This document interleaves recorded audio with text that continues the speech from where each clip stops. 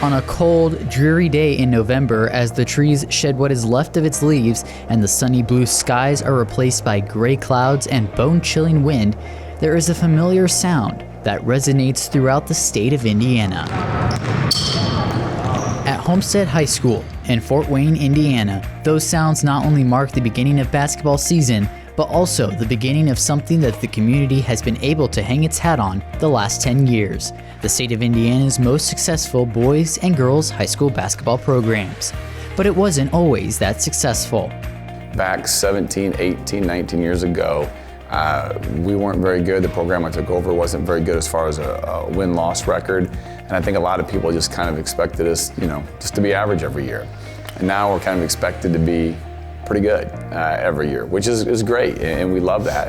And communities and people they like to support hard work and teams that go out and that are competitive. And I think that we've been able to field a team that is competitive, works hard, and is fun to watch. And so therefore, I think the community's kind of rallied behind us, quite a bit the last 7 to 10 years. In his 19th season at Homestead, Coach Rod Parker was looking to lead the Lady Spartans for a deep run in the postseason. We really needed to focus on 6 championships. That's always what we're going for. Conference, the holiday tournament, and then sectionals, regional, semi-state, and state. And we really had aspirations. We have aspirations of going as far as we can. And day one practice, we knew that we needed to work hard at every practice to get to postseason. I know we're there soon, but we have goals. 6 games into the 2019 season, the Homestead Lady Spartans were off to a dominating and undefeated start, until unfortunate news spread to affect the entire team.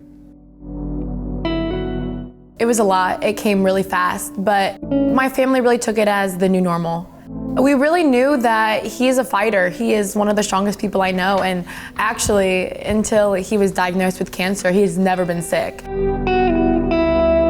When I received the news that day, I don't know, it was a shocker. I don't know how really even to express it other than my heart just sank.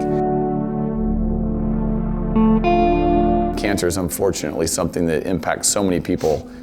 You never kind of think it's going to be you, and especially at age 48. It was definitely a tough day. With the life-changing diagnosis, the time came for Coach Rod Parker to tell his team the difficult news. I came and I coached, practice.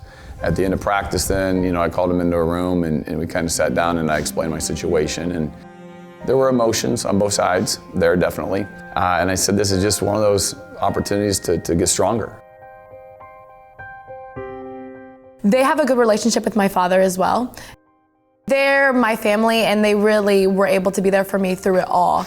Soon thereafter, Coach Parker would go into the operating room for the lengthy and invasive surgery to remove his cancer. In pain and recovering, Parker turned to the one thing he loves most: basketball. This is a chapter of my life that I want to put behind me. It is what it is, and we're trying to move forward the best we can. There's so much to gain from being with teammates. The strength, the character, the camaraderie, and so on, the trust. You never really think about not having your coach or your father for your final year. It's going to be really bittersweet for me. Just an amazing feeling, just having my rock there with me. After being out for more than 5 weeks with treatment, the night had finally come for Parker to make his appearance once again on the court as head coach, just in time to finish the regular season. A few things. Number one, feels good to be back. Value every possession out there today, okay? Let's get it done. Let's go. Let's go. 1, 2, 3. I think it wakes you up because most of us, naturally, we take things for granted. And probably the one thing we take for granted the most is our health. It really slows you down.